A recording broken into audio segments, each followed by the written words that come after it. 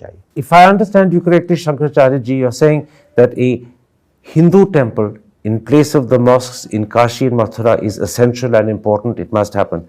But do we want to keep going further and further? Do we want to keep identifying mosques that are built on Hindu temples and demolish them?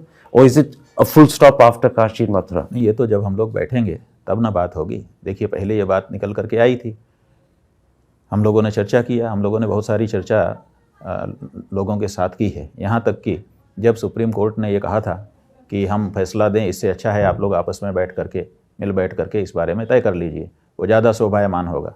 तो supreme court के निर्देश पर हिंदू पक्षकार, हम लोग पक्षकार थे, इसीलिए हम भी सम्मिलित थे उसमें हमारी समिति की ओर से, और मुस्लिम पक्षकार जितने भी थे वो और उनके अधिवक्तागण वो सम्मिलित होते थे। कई बार हम लोग बैठे और सच बात यह है कि बैठने का फ़ायदा हुआ, लाभ हुआ। लाभ क्या हुआ कि मुस्लिम पक्ष को ये बात समझ में आई कि लड़ने का कोई फ़ायदा नहीं है, और इसीलिए फैसला आने के पहले, सुप्रीम कोर्ट का जो फैसला आया है उसके आने के पहले हम लोगों ने एक समझौता किया सुन्नी सेंट्रल वक्फ बोर्ड के साथ।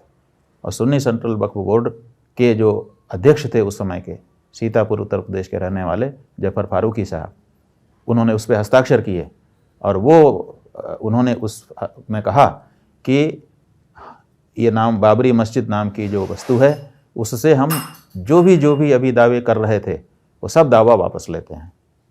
और ये समझौता हम लोगों ने सुप्रीम कोर्ट में दाखिल किया।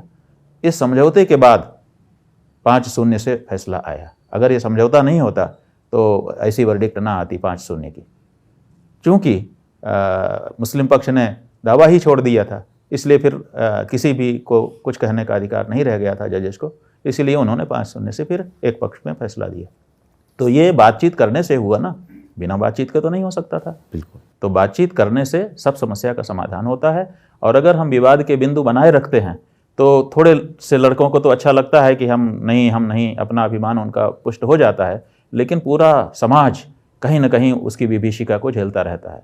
तो हमारा ये मत है कि समझदार मुसलमानों को भी आगे आना चाहिए और बैठ करके ये विवाद के बिंदुओं को समाप्त कर लेना चाहिए। लंबे समय तक सुखपूर्वक देश में रहने के लिए, हिलमिल करके रहने के लिए जरूरी है।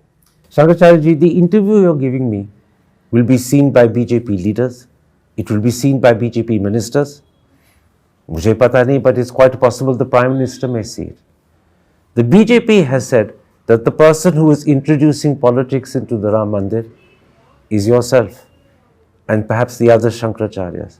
आपके बारे fake claims are being made online. It's said that you have visited the Ajmer Sharif to spread a chadar.